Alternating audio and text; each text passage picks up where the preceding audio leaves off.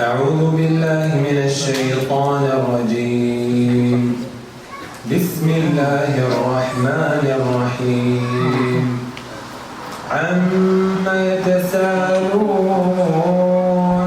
عن النبأ العظيم الذي هم فيه مختلفون كلا سيعلمون ثم كلا سيعلمون ألم نجعل الأرض مهادا والجبال أوتادا وخلقناكم أزواجا وجعلنا نومكم سباتا وجعلنا الليل لباسا وجعلنا النهار معاشا وبنينا فوقكم سبعا شدادا وجعلنا سراجا وهاجا وأنزلنا من المعصرات ماء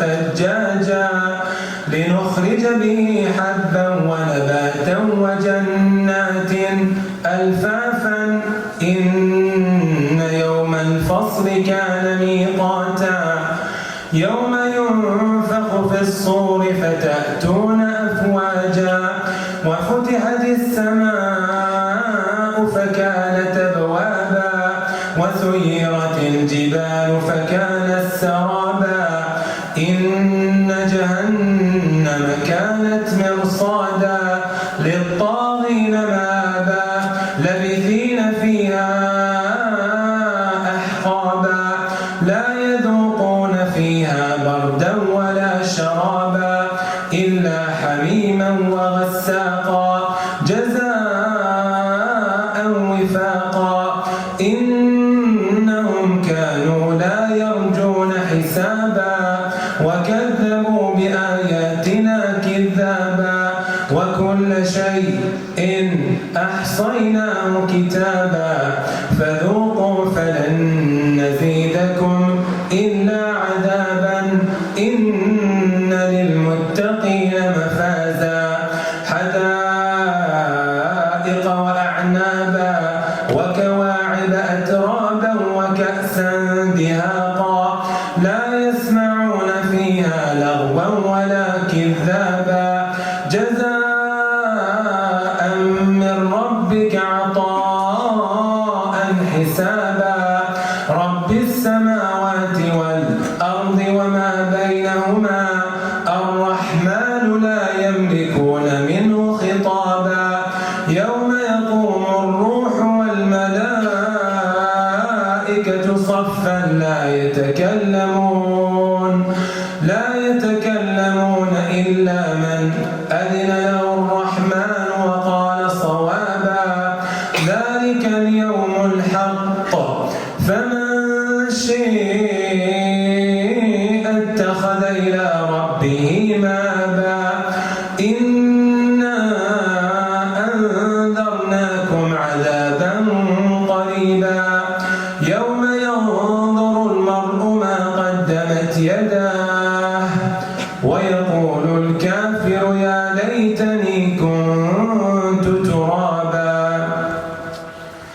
الحمد لله رب العالمين وأصلي وأسلم على المبعوث رحمة للعالمين بعثه الله شاهدا ومبشرا ونذيرا وداعيا إلى الله بإذنه وسراجا منيرا. As a quick disclaimer, just in case someone thought I was reading wrong, it's a different qira'ah. It's a different mode, a different variation in how to recite the book of Allah subhanahu wa ta'ala. All of these different modes and variations were sent down by Allah subhanahu wa ta'ala upon the Messenger sallallahu alayhi wa sallam. A couple of points before I start the lecture.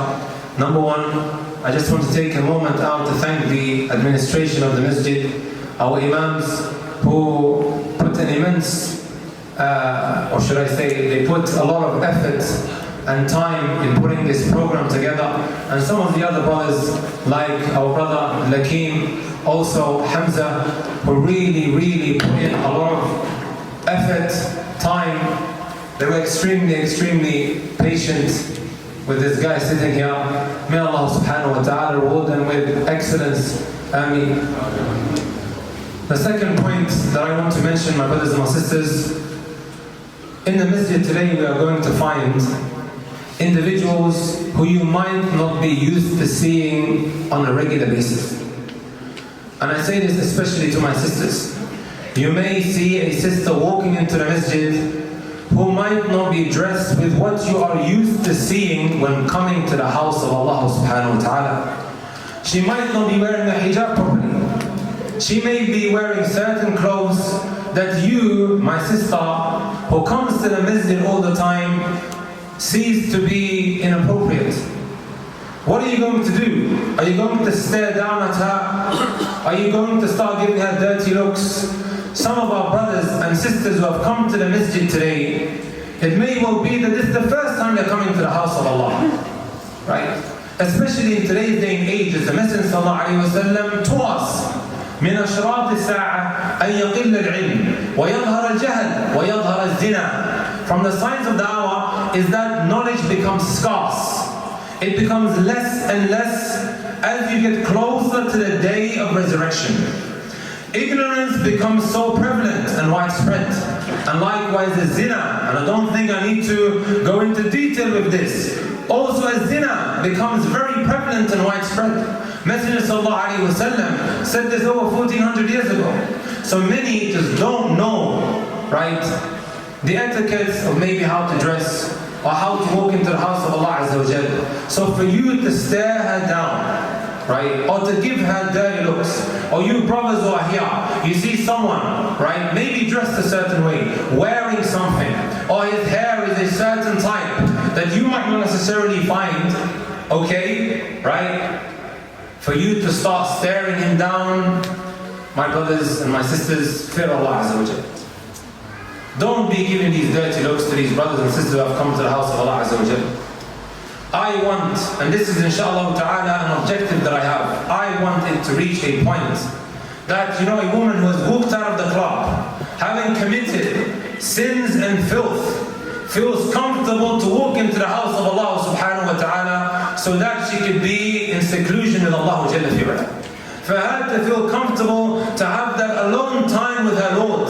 This is the house of Allah Azza wa Jalla. It's not my house, it's not the Imam's house, it's not the landlord's house, it is Baytullah. Last time I checked, it said the house of Allah subhanahu wa ta'ala.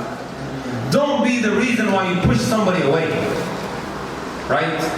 Like I said, it might well be the first time they are walking into the house of Allah subhanahu wa ta'ala. Don't be the reason why they are pushed away because of how you are looking at them, the way you're staring down at them. وَجَزَاكُمُ اللَّهُ خَيْرًا. My beloved brothers and sisters, a very, very important topic that I would like to inshallah ta'ala address today, especially now with Ramadan around the corner. Ramadan is a month where the worst of the people in the eyes of Allah subhanahu wa ta'ala flip their lives around. It is the month of Ramadan, my brothers and my sisters, where one introduces new habits into his life and gets rid of filthy habits that he has maybe become so accustomed with. Those who Allah subhanahu wa ta'ala may have been so angry with, right? Allah subhanahu wa ta'ala gives them the opportunity to become His beloved servants. To become those who are extremely, extremely close to the Almighty, Allah Jalla fi'ala. I know and you know that we are extremely, extremely sick and tired of the condition that we are living in. A lot of us, brothers and sisters, are spiritually dead and empty. I know and you know this. Especially now with the emergence of social media. A lot of us, brothers and sisters, might be spending hours and hours and hours on our phones, not because we want to be on our phones. Simply because we have underlying issues. And we are looking for something now to cover this up. And this is why we turn to different distractions. The third point that I forgot to mention I was told that there are non-Muslims in the masjid, and I just wanted to say, you are extremely welcome to this masjid. Right? You are extremely welcome to sit with us, and bi'idhnillahi ta'ala, God willing, that you walk away with some benefit. And I just want to thank you for taking the time out to come to the house of Allah. Going back to the point that I was making, we are sick and tired. Brothers and sisters, wallahi, if it wasn't for the sake of time, I would have read out correspondence, messages that I have received on Instagram of brothers and sisters, right, who are sick and tired. They are empty inside, distraught, unhappy, having committed all sorts of filth and evil. They are crying out for some inspiration to take them out of the situation that they are in. You click on their profiles, right, and you think to yourself that they are living the life with the cars that they have, right, with all the images that they take when they go out on holiday. Take this from me, my brothers and my sisters, what we see on social media, it is only a moment, one moment of 24 hours that you are exposed to, right? That you are able to see of people's lives. However, what happens is, we are sitting around feeling sorry for ourselves when we see others living the life, and I put that in quotation marks. Sitting around feeling extremely sad because we think we are deprived. Not realizing that that's only a moment of people's lives. Like,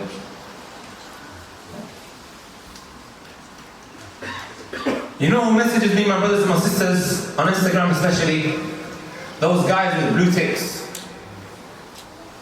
You guys know the blue tick? What does the blue tick stand for? Verified. Abu Taymiyyah is not verified yet. But some of these rappers, some of these influencers, men and women, they message saying, please brother help me. They're sending me these, you know, yellow emojis with the crying and with the tears.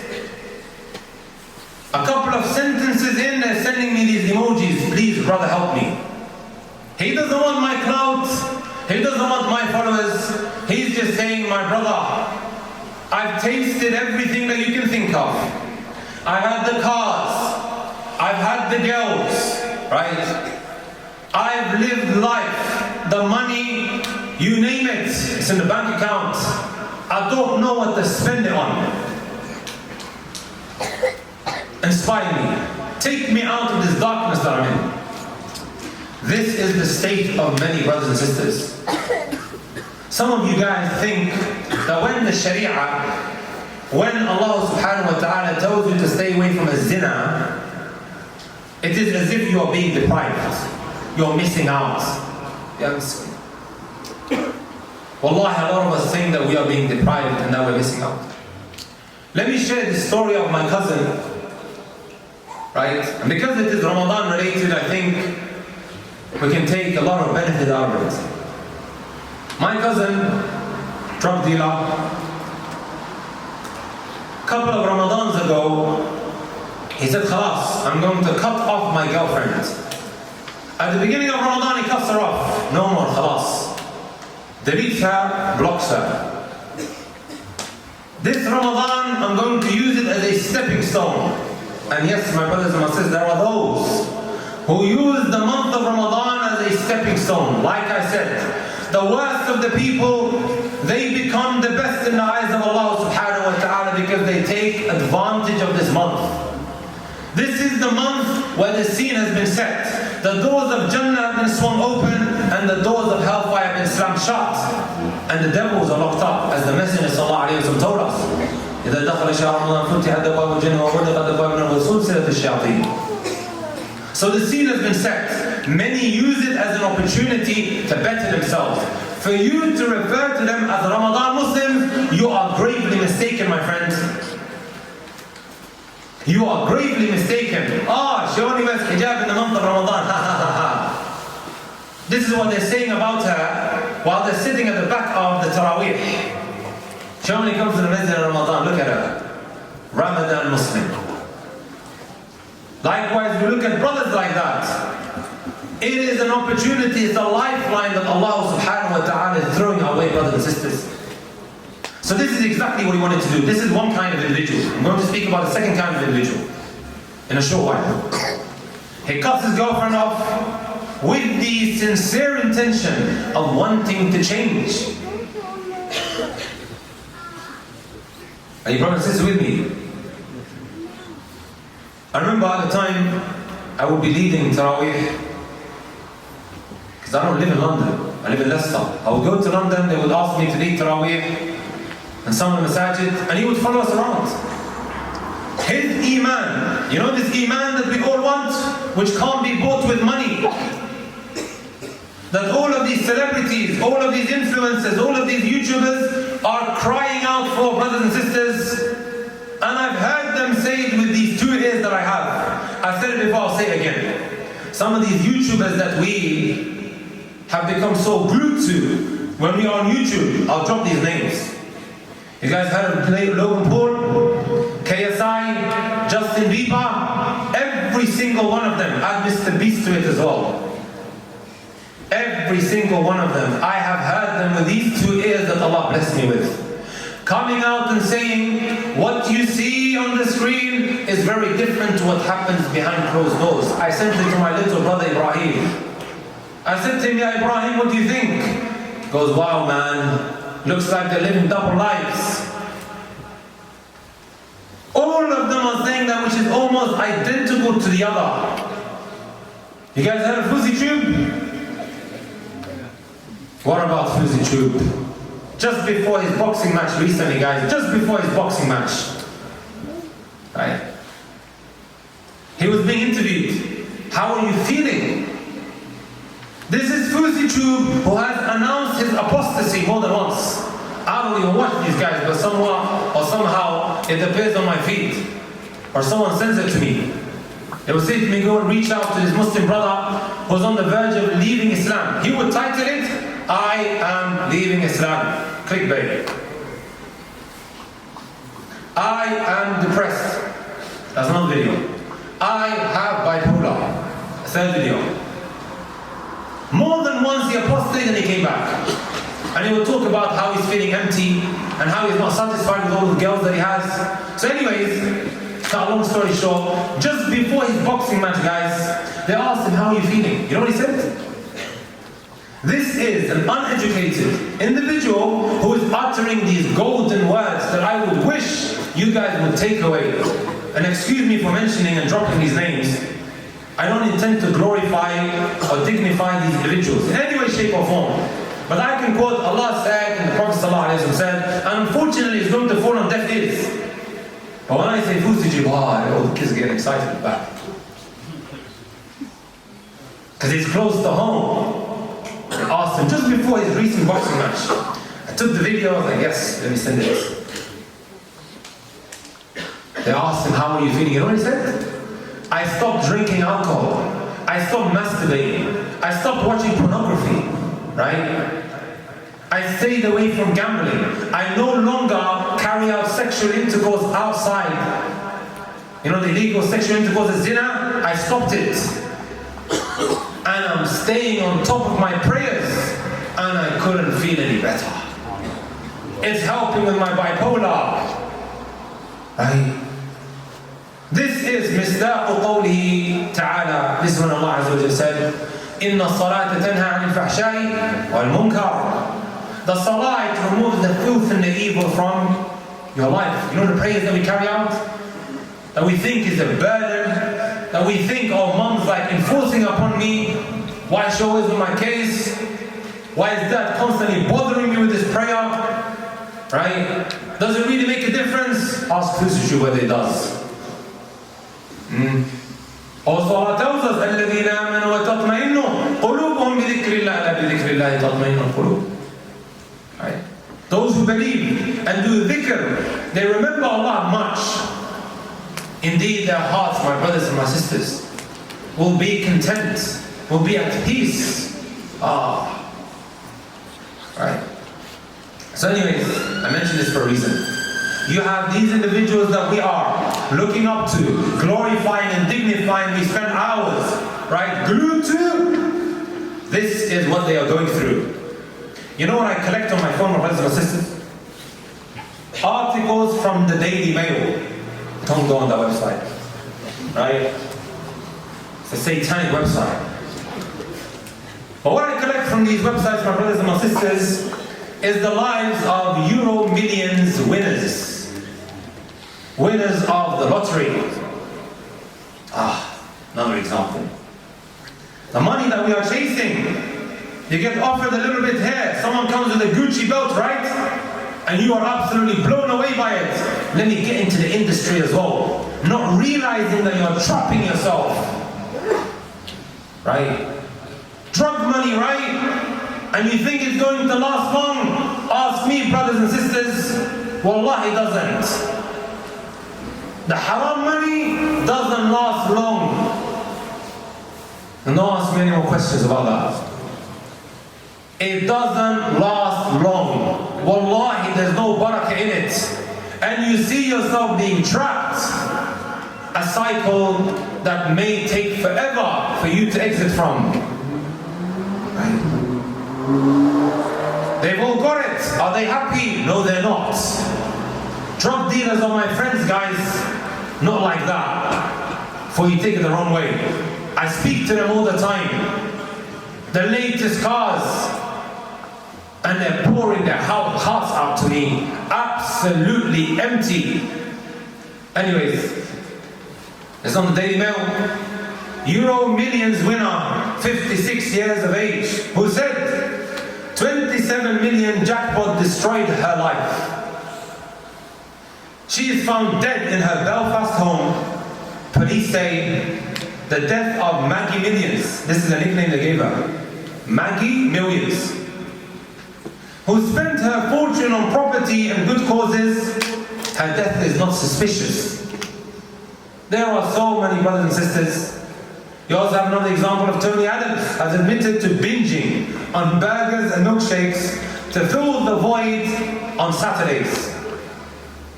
Guys heard of Tony Adams? He's an Arsenal fan. I grew up near Emirates. I even played on Highbury once upon a time, but I'm retired now.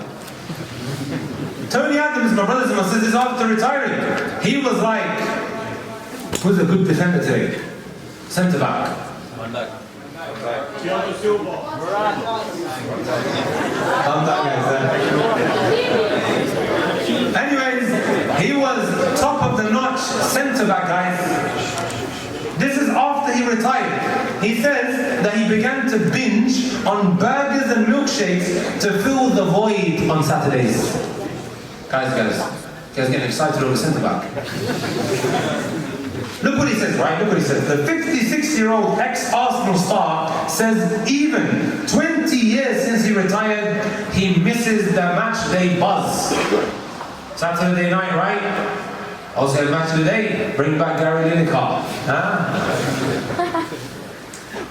And admits that sometimes gorging on junk food to make himself feel better. My brothers and my sisters, before I go back to the story of my cousin, I'm getting a little bit excited here. You have the sports industry, which is what? $1 billion industry. Agreed? Making so much money. You have the gambling industry, $1 billion industry. And they're flashing it on our faces, rubbing it on there, right? Footballers who play on a Saturday afternoon. They have it stuck to their t-shirts. And then you think the society cares about us, right? They make prohibited what they want and they allow whatever they want. Right? The gambling industry is $1 billion industry. The drugs industry is $1 billion industry. Did you know, my brothers and my sisters, that cocaine is known as Britain's open secret? Who do you think is consuming it?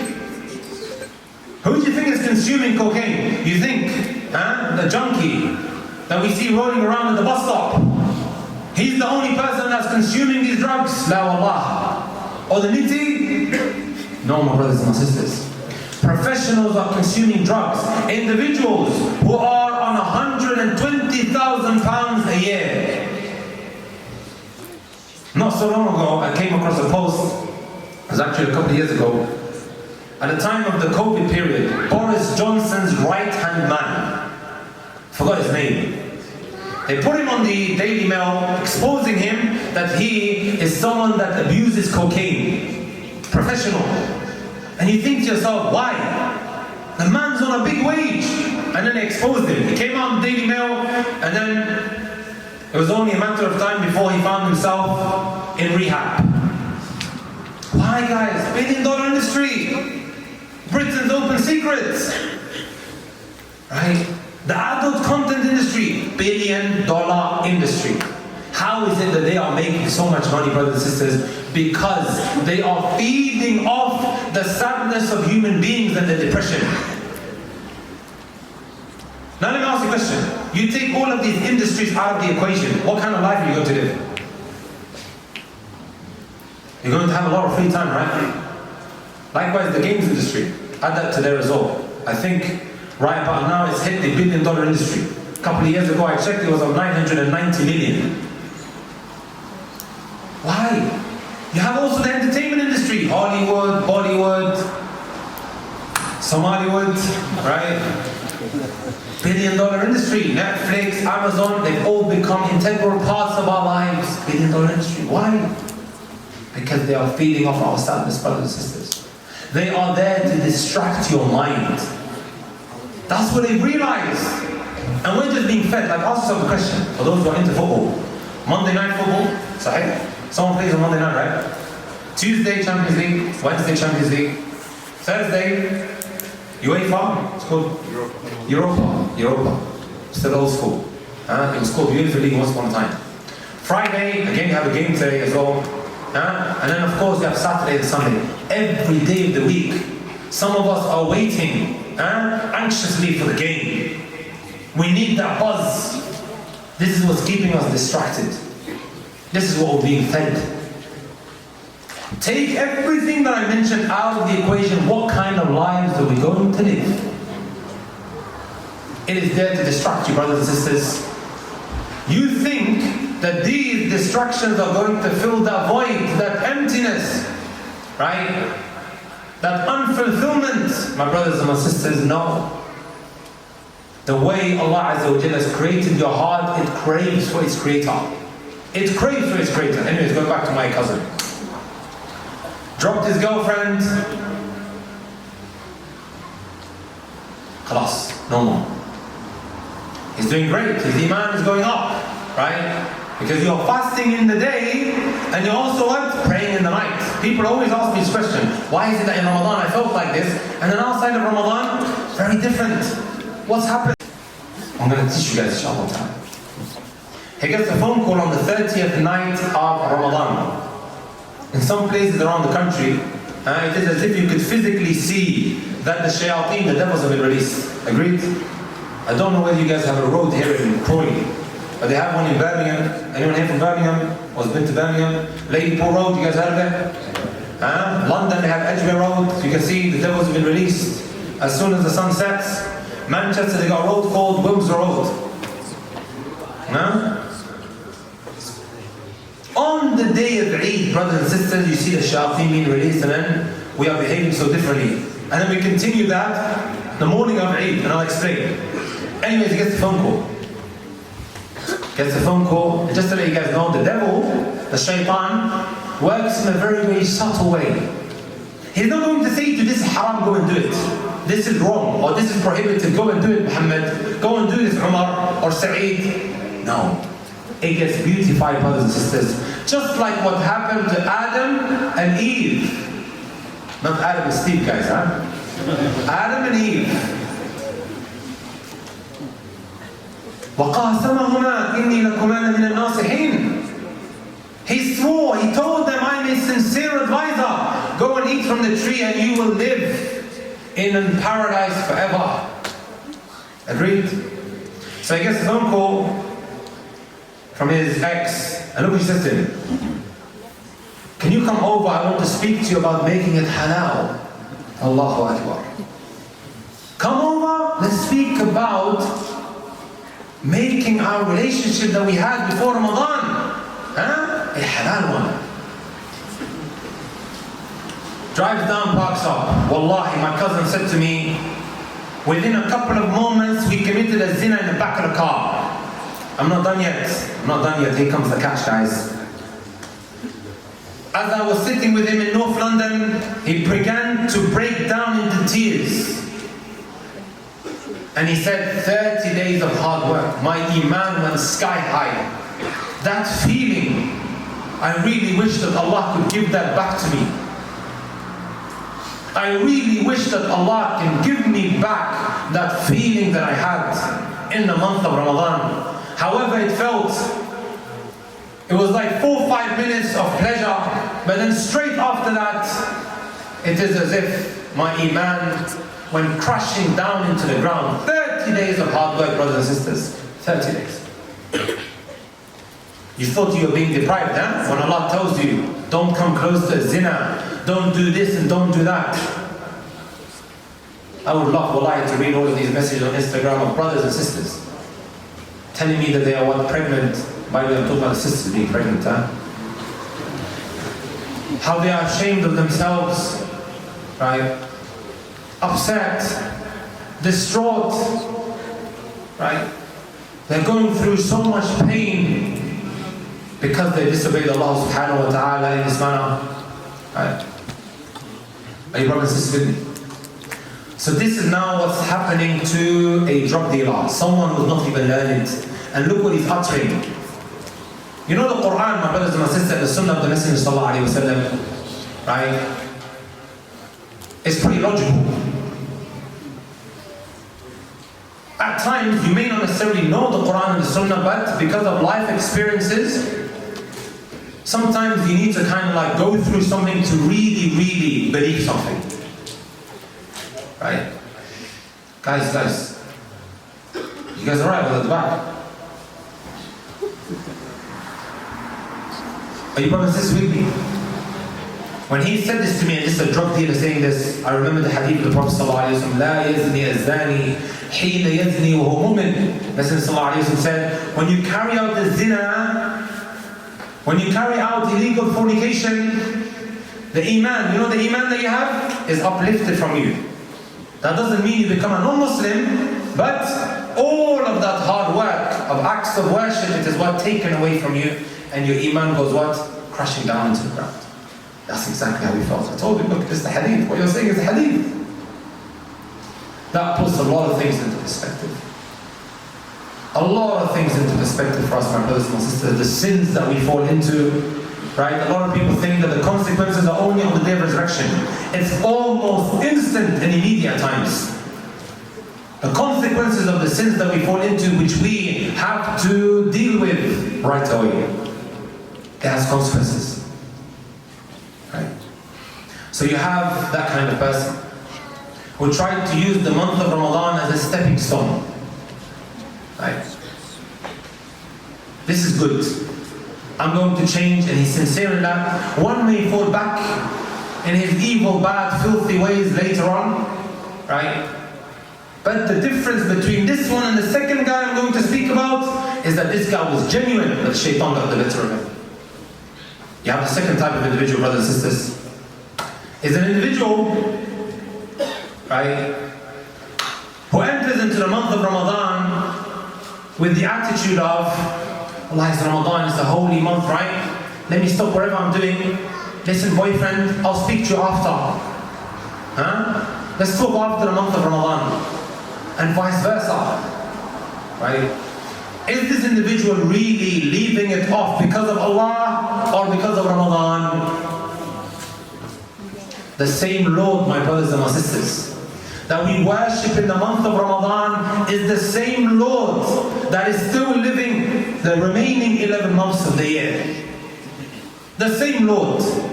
If you get tired, just stand up. You can stay standing up and then sit back down. Right? You can stand up for a bit and then you can sit back down.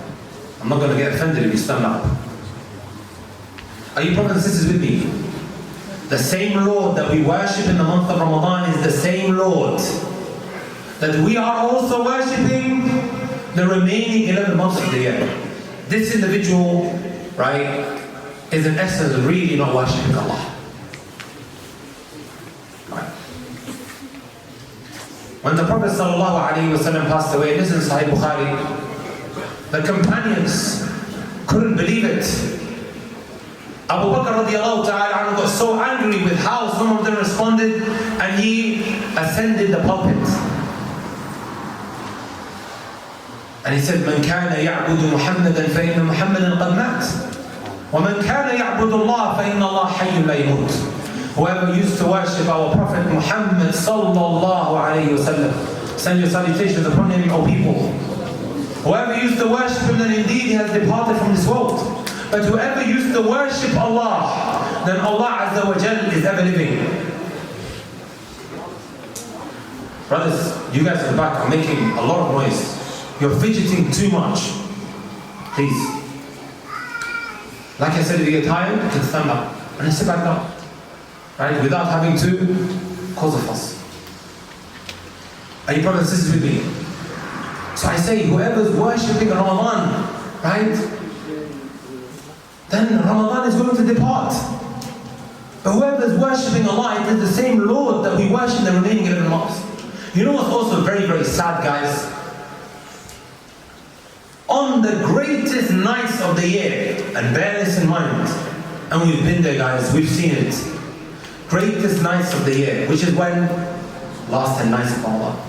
It is in these 10 nights that we are preparing which girl to be intimate with on the day of Eid, which hotel to book out, which car to rent out, brothers and sisters. On the 10 nights of Eid, we are preparing. And then you say to the brother, I say, please, one day, man, one day. One day. I've worked so hard in the month of Ramadan, allow it. You know, the day of Eid is either going to make or break our Ramadan. Ka'b ibn Malik, he said, "Man sama Ramadan wa huwa yuhaddithu nafsah." Whoever fasts the month of Ramadan and he's telling himself that as soon as Ramadan finishes, I'm going to disobey Allah, the fasting will be what? Rejected in his face. The day of Eid is going to make or break our Ramadan. That high iman that we acquired in this month, which is priceless, can't be bought with money, will go crashing down into the ground depending on how we behave on that day. Right? Brothers and sisters, take this from me. Please take this from me. Every single Eid, I hear about someone who died with alcohol in his mouth, or who died blasting music in his car, or he was in the wrong environment, smoking, whatever it might be. Every single Eid. Every Eid, guys.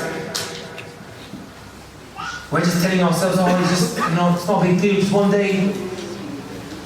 Right? One day, nothing's going to come out of it. That's what we're telling ourselves. Right? There is a big difference between this first scenario that I gave you guys and then the second, my brothers and my sisters. We can't go into this Ramadan, brothers and sisters, how we normally would, or how we've previously done in the Ramadans of the past. We can't, brothers and sisters. This is a lifeline. This is an opportunity for every single one of us, young and old. And we have to what? Take practical steps from this moment. Like what? My brothers and my sisters, I've been saying this a lot and I'll tell you guys as well. Right?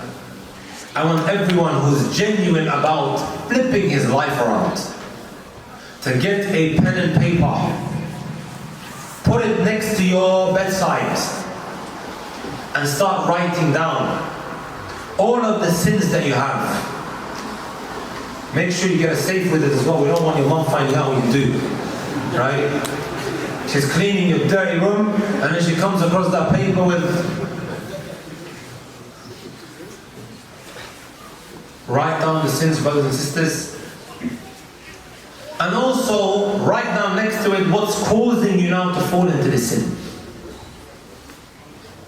Is it friends? Write it down. Is it social media? Write it down. Is it work? Write it down. Is it school? Write it down.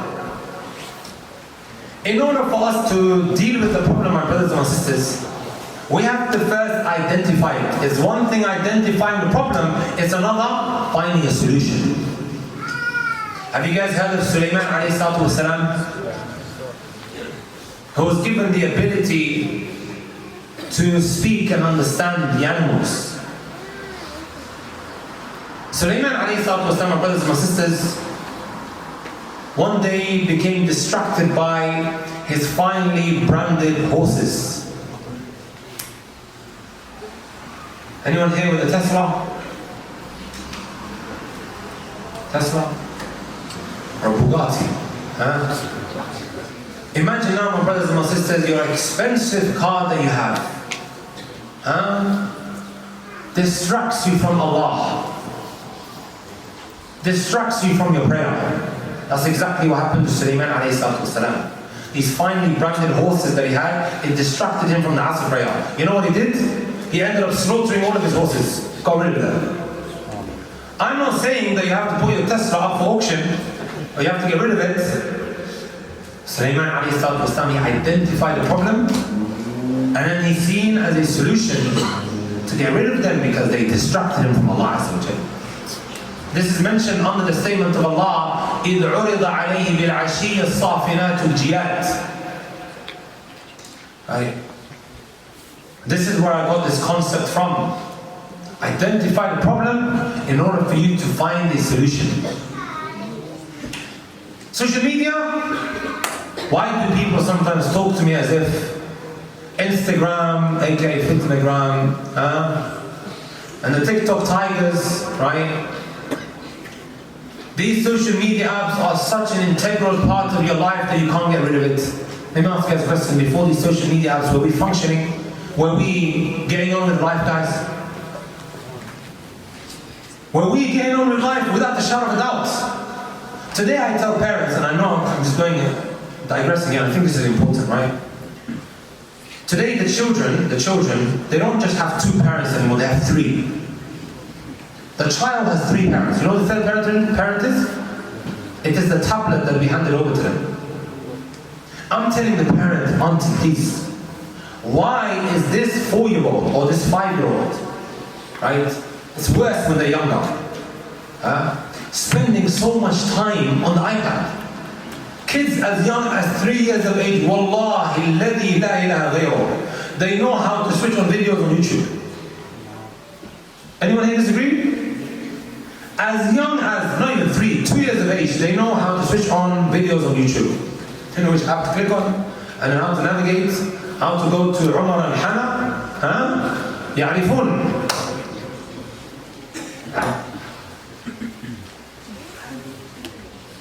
And then the parent says, what do you want me to do? How were kids being cultivated and being brought up prior to these iPads? When we were growing up, did we have iPads? And we go on with life. We were brought up.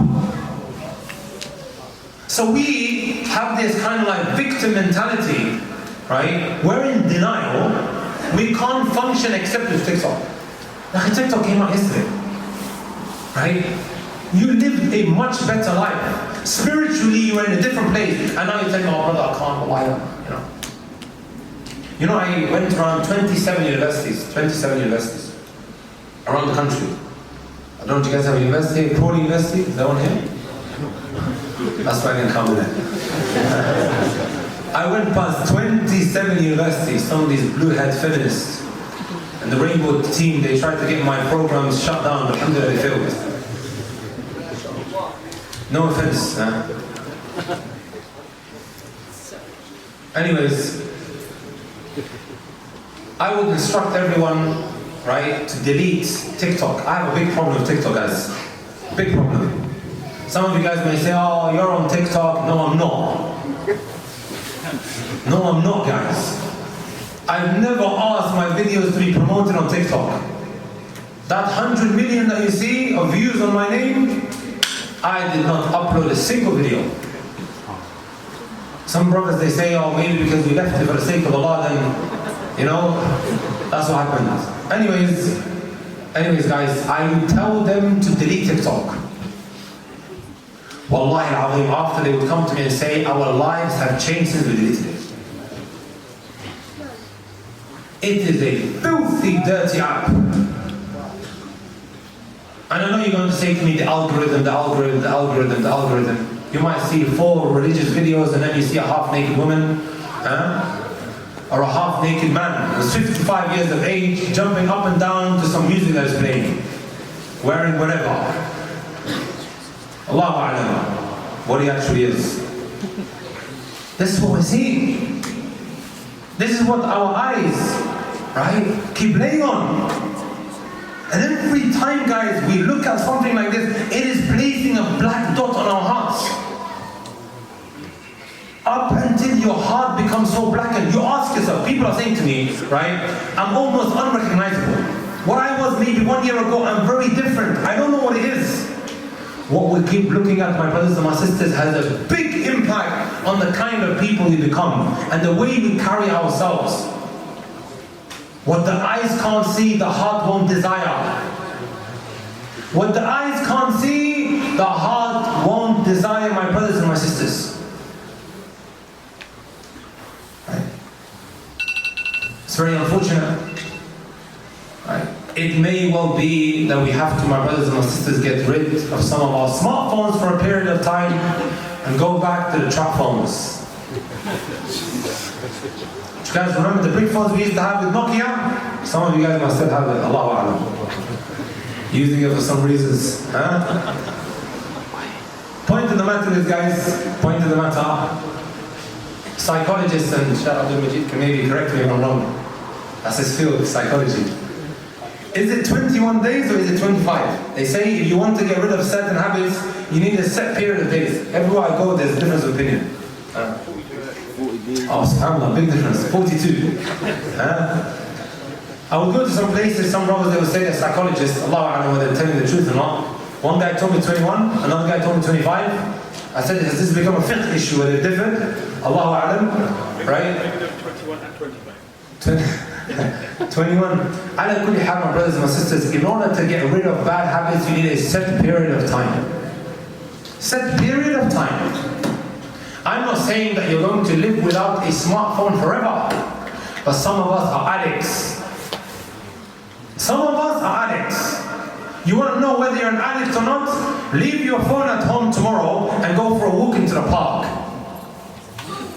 If you don't start reacting like an idiot, brothers and sisters, right, then you're fine. Well, I'm being serious. If you want to know whether you're an addict, see whether you can function. Some people, if they don't have Wi-Fi, it's the end of the world for them. This is an addiction, guys. It's an addiction. Leave your phone at home and go for a walk. And by the way, guys, when I say this, I'm not putting anyone down at all in any way, shape or form. Right? This is the reality of the matter, my brothers and my sisters. اعلموا هذا. Right? Some of us are addicts, not just to our phones, but to also what? Filth. One of the questions that someone asked me in New York, and the crowd was, brother, how do I stop myself from following women on Instagram? Right? The struggle is real. There's no reason for you to be following her. Even my sisters, there's no reason for you to be following some of these half-naked women. Just because she's a woman, what, you're allowed to look at her? You're allowed to follow her?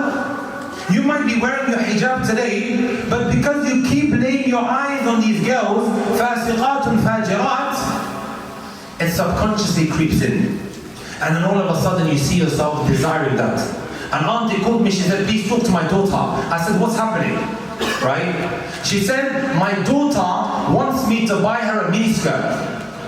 She says, I never wore it. Her sisters never wore it.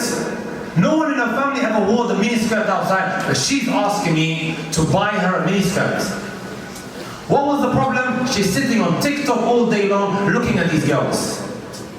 And it creeps into the heart, and then you what? Start wanting that which you keep laying your eyes on. It It's as simple as that.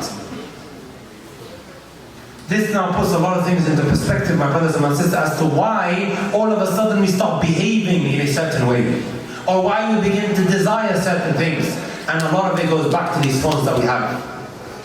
We have 9 days, guys, I believe it is it 9 or 10 before the beginning of Ramadan, guys. One of the common questions that I get in the month of Ramadan, my brothers and my sisters, is 25 days have gone past. I feel like, brother, I have not benefited. I feel like I have wasted it. You know what the solution to that is? To hit the ground running in the month of Sha'ban, this month that we're in, the month before Ramadan. What would the Messenger ﷺ do in the month of Ramadan? In the month of Sha'ban? This month that we are in, does anyone know? Why would he fast? Why? We are being taught a very important, deep lesson here. That in order to hit the ground running in the month of Ramadan, you need to start beforehand. The way I look at Ramadan is no different to a car. You know a car? When you get into a car, brothers and sisters, would anyone in their right mind go straight into gear 5? Start driving like crazy on the streets of Crawley like that. Maybe some of you guys do, Allahu A'lam. Right? But you go gear 1, gear 2, gear 3, gear 4, and then you put your foot down. Ramadan's no different. It takes time to hit the ground running, to get into routines. This is why we start before that. On that paper that I told you to buy, or that book, and that pen, also have a section, my brothers and my sisters, are some things that you want to start right now, which you will gradually increase on later on. Are you brothers and sisters with me? This is practical, guys. I could have easily come here, given a lecture, which is maybe what? Unpractical. We walk home, maybe we got a little buzz, and then we're back to square one again. It all starts with the heart, the intention of wanting to change, guys, wanting to better yourself. I know some of you guys are stuck in a system that is taking you guys in circles and circles and circles.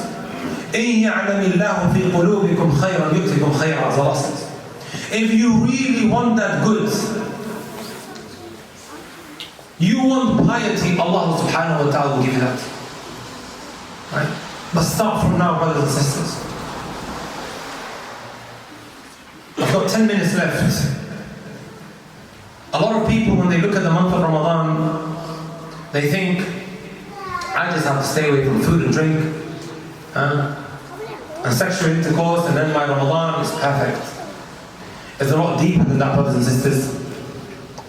Look what Jabir ibn Abdullah, the companion of the Prophet ﷺ, said. إذا صمت رمضان أو إذا صمت فليصم سمعك بصرك ولسانك عن الكذب الماثل. When you fast, make sure that your ears are fasting, your eyes are fasting, your tongue is fasting as well from lies and filth and evil. Right? It's not just about food, drink, guys. Who can give me the objective of fasting? What does Allah say that from the objectives of fasting is? Give you guys a clue, is in Surah Al-Baqarah, chapter number 2. What are we trying to attain and acquire from fasting in the month of Ramadan? لَعَلَّكُمْ تَتَّقُونَ. We want to acquire a taqwa, which is to become God conscious of Allah Azza wa Jalla. And it's a lot more deeper than that. The English language doesn't give the Arabic language justice. As Ibn Rajab mentioned, وَمَنْ يَجْعَلَ بَيْنَهُ وَبَيْنَ مَا يَخَافُ وِقَايَةً تَقِيهُ مِنْهُ.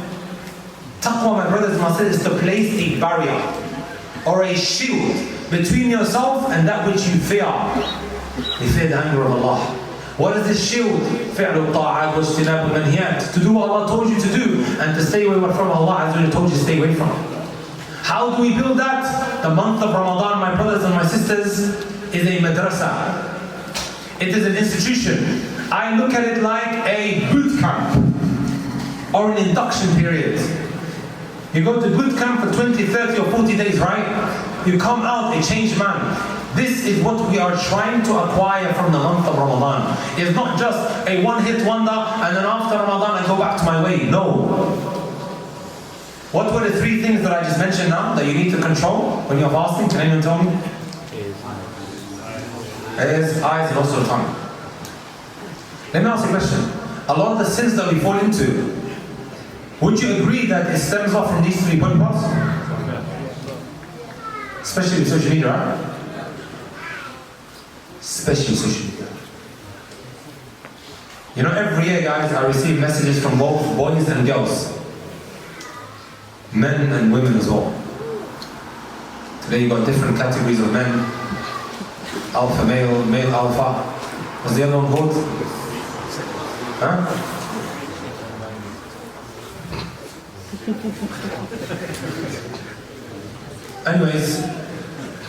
Anyways guys.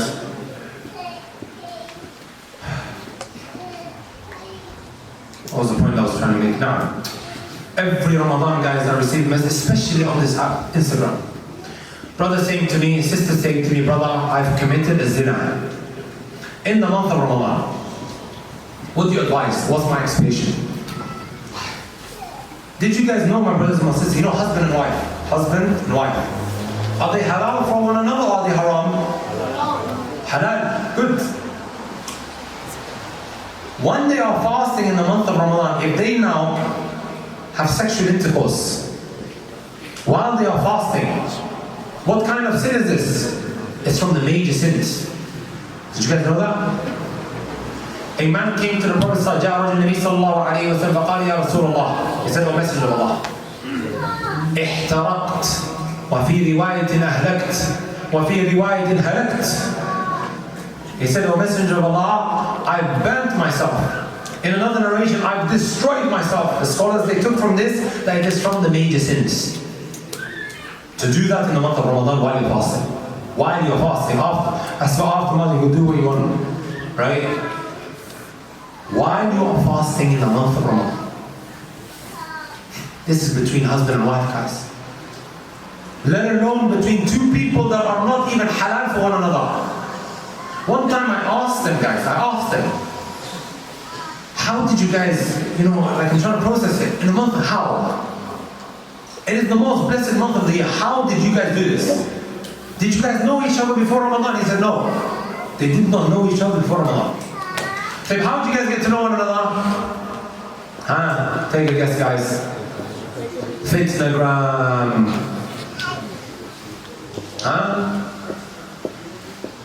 It started with an innocent look, the shaitan's whispering, oh, she could be your potential Khadija. He clicks on the profile picture of the shaitan's whispering, give her da'wah, right? She ends up giving him da'wah with her looks, right? It all started with what? An innocent glance. And the shaitan's whispering, potential marriage. One thing leads to another. The Messenger sallallahu alayhi wa sallam, the zina, the fornication of the eyes is to look. And the fornication of the tongue is what? To flirt.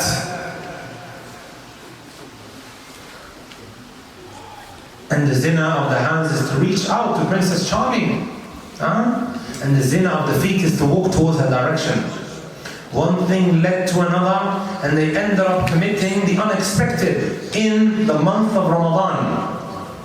Did this individual's eyes fast? No, he didn't. What was the cause for it? What I mentioned earlier. Ramadan is so much more deeper than that. The principle is the one who does more acts of worship, who does more dhikr, as Ibn al-Qayyim mentioned, أفضل الصوام أكثرهم ذكرا لله عز وجل. The best of those who fast are the ones who remember Allah the best. Right?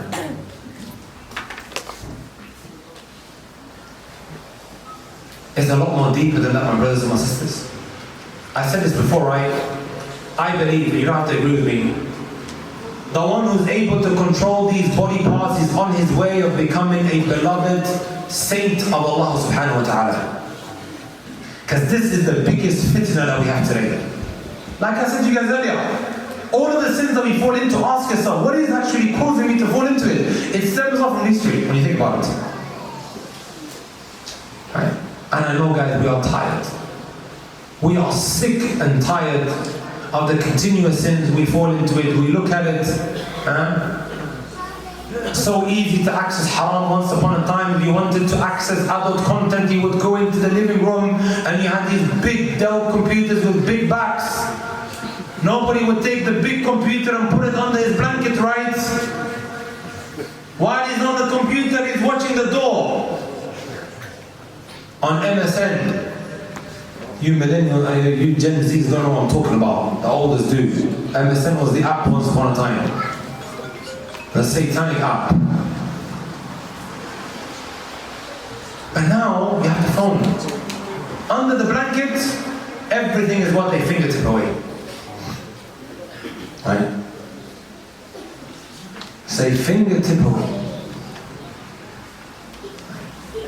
And it may well be, like I said before, that some of these things that are distracting us are going to destroy our Ramadan. It's a lot deeper than that. The need to stay away from food, drink, and sexual intercourse. And I will guarantee you, my brothers and my sisters, if you make the effort to control these three, after Ramadan, you're on your way, inshallah ta'ala, of becoming from the best of the people. Like I said, it's like a boot camp, right? The fasting that we do, which teaches us to become patient. The prayers that we carry out in the night, it's not just for the month that Allah wants you to continue it after. That's why when you look at the end of Surah Al-Furqan, which talks about Sifatu Ibad al-Rahman, it has these traits and these qualities. Right? And last but not least, my brothers and my sisters, I think this is very, very important. Very important. A lot of us were going to be begging Allah Azza wa Jal in Ramadan, Ya Allah forgive me, right? Put your hand up if you want to be forgiven in the month of Ramadan. We all do, because we're sick and tired of these continuous sins that we keep falling into, which is causing us to be so distraught and unsatisfied. We're tired.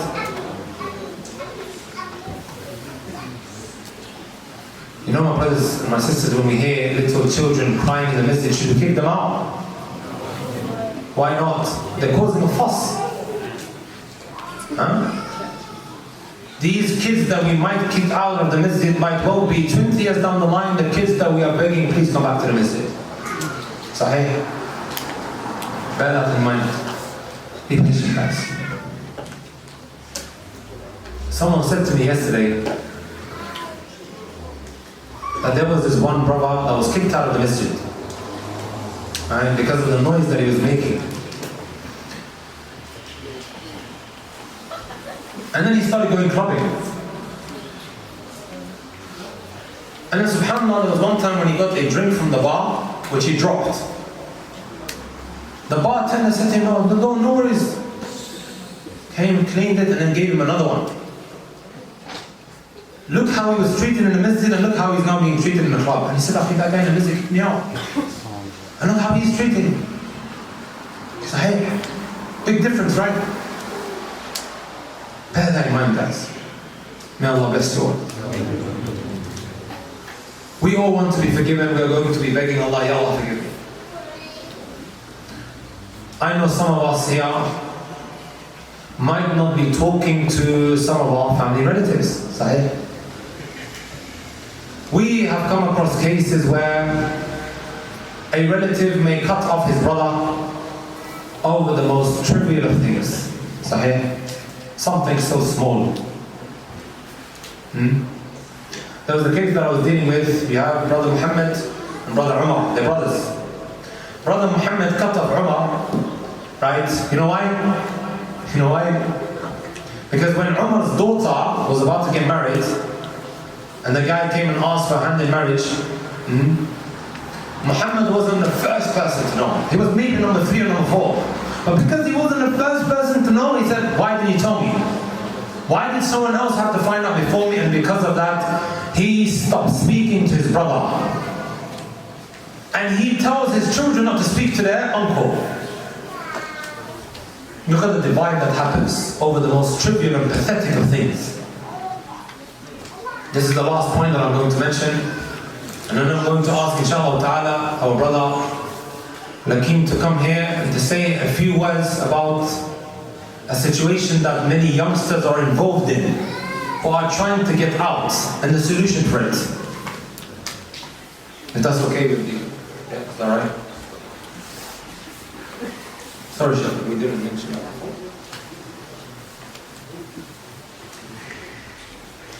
And I just want to say, brothers, I love you guys. Especially the youngsters who came to the masjid today. Right?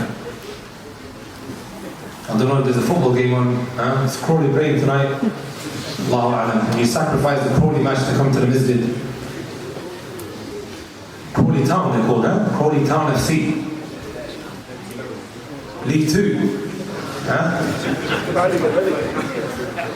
Last point that I'm going to mention. Last point.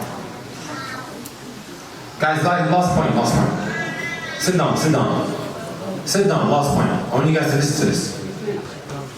You can't leave now, you can't leave. Sit down. Okay, unless you need to go. No. Habibi, go. Not all of you guys, let him go. I don't know, you guys are going to go into the bathroom with them all.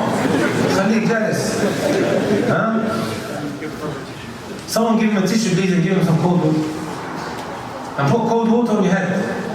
Put cold water on your head. I'm not paramedic, but I was just giving advice. Don't blame me after. Last point, guys. If we want to be forgiven, we want from Allah His mercy to help us flip our lives around this Ramadan. We have to be ready to pardon and forgive others. من صام رمضان ومن قام رمضان ومن يقم ليلة القدر إيمانا واحتسابا غفر له ما تقدم من ذنبه. The Messenger sallallahu alayhi wa sallam, whoever fasts, whoever prays, whoever stands on Laylatul Qadr with Iman, أي مصدقا بوعد الله, believing in the reward of Allah, احتسابا, with sincerity, مخلصا, this individual's past sins will be forgiven. Some of us are going to be begging Allah, Ya Allah, forgive me. You know when you will only be forgiven? فَإِذَا عَفَى بَعْضُهُمْ عَنْ بَعْضٍ عَمَلًا يَغْفِرُ. When you pardon and you forgive one another, that's when Allah Azza wa Jalla is going to what? Forgive them. The Messenger sallallahu alayhi wa sallam told us, إِرْحَمُوا تُرْحَمُوا إِغْفِرُوا يُغْفَرْ لَكُمْ. Have mercy upon the people and Allah will have mercy upon you. Forgive and pardon others and Allah Azza wa Jalla will forgive you. Brothers and sisters, we have to step on our egos, bite our tongues, pick up their phone and make the call. Let's bury the hatch. Wallahi al-azim, guys, almost instantly, you will feel as if a huge burden has been taken off your shoulders, and you will see your heart almost immediately softening up, becoming tender. Take that from me. Take that from me, brothers and sisters. Right? People always ask, how can I soften up my heart? This is one of them. On my YouTube channel, I have a whole series where I went through 10 ways in how to soften your heart. There's another lecture I went through and I covered 15. Are you brothers and sisters with me? Try it. Some of us are going to be crying, Ya Allah, forgive me, but then we can't forgive others. We can't speak to our own blood brothers and sisters over pathetic and trivial things. Right?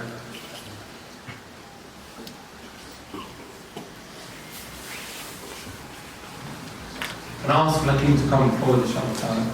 Please, brothers, especially the young people, listen to what he's about to say. Some of you guys will or may have or potentially come across the attempt of some who will flash the glitters and the glamours of worldly pleasures to you. And you'll be blown away by what? A Gucci belt. Right? It will be what? Made so small in your eyes, go and do this.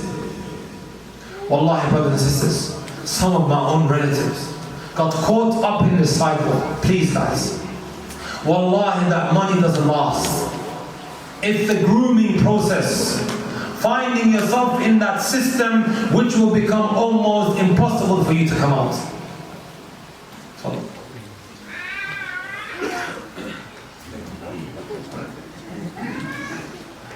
Assalamu alaikum, brothers and sisters. First of all, leaving, can we not use the exit gates over there? And second of all, the main point, I've been asked to mention this by a lot of brothers, is that keep an eye out on your young children, especially the boys. They've been targeted, they're being groomed and manipulated into doing certain things and acting in certain horrible ways that they shouldn't be doing. So guys, if you've got young boys, young Pakistani boys, Sri Lankan, Bangladeshi boys, keep an eye on them. Because they're being targeted, they're being groomed, they're being manipulated. And that's all I've got to say. So,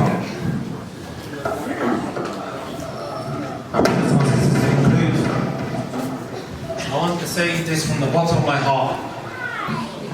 All of you guys who came to the masjid, may Allah subhanahu wa ta'ala make you from amongst those that Allah Azza wa Jalla is so pleased with. Like I said, it doesn't matter what filth you got yourself involved in. You may take 1,000 steps away from Allah.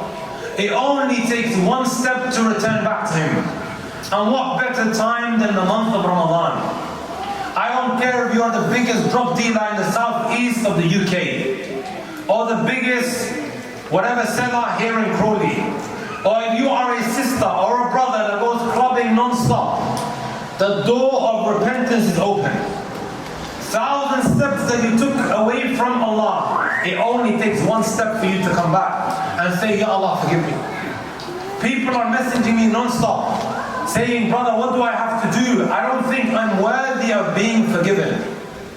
There is the verse where Allah talked about His mercy. Say to them, O Muhammad, قُلْ يَا عِبَادِيَ الَّذِينَ أَسْرَفُوا عَلَى أَنفُسِهِمْ لَا تَقْنَطُوا مِنْ رَحْمَةِ اللَّهِ. Say to my servants who have transgressed against themselves, do not lose hope in the mercy of Allah. Allah forgives all sins. You might see me with this beard sitting in front of you giving this reminder, this lecture. It wasn't all rosy like that in the past. Some of you guys may have seen a video going around where I'm talking about being chased by a helicopter. Don't ask me why, right? Don't ask me why. We all had backgrounds, we all had pasts. Like I said, the door of repentance is open. It just requires you to really have that sincere intention. Ya Allah, help me. The month of Ramadan is a month of dua. A month of invoking and supplicating to Allah. Your du'as are being accepted all the way up until you break it. 3 people's du'as are not rejected, as the Messenger sallallahu alayhi wa sallam said, ثَلَاثَةٌ لَا تُرَدُّ دَعْوَتُهُمْ. One of them is a sign, حَتَّى يُفْتِرْ. The one who's fasting until he breaks it, make dua. If you feel like you're in a very difficult situation because of the society that you're in, things that you got yourself involved in, ask Allah, Ya Allah, help me get out of this. There's no reason for Him to reject you. From the bottom of your heart, I don't care what you are doing. Like I said, I love you all for the sake of Allah. I ask Allah if He doesn't reunite us in this world, to bring us together in the highest part of paradise. Subhanaka Allahumma bihamdik, ashhadu an la ilaha illa ant, astaghfiruka wa atubu ilayk. If there's anything that I said that may have upset any of you guys, please forgive me. Forgive me, but I am unapologetic and I don't take that back, right? And don't shout, it's very late. Please guys, let's act civilized outside. We are Muslims and also human beings. So don't behave otherwise. جزاكم الله خيرا وأحسن الله إليكم وبارك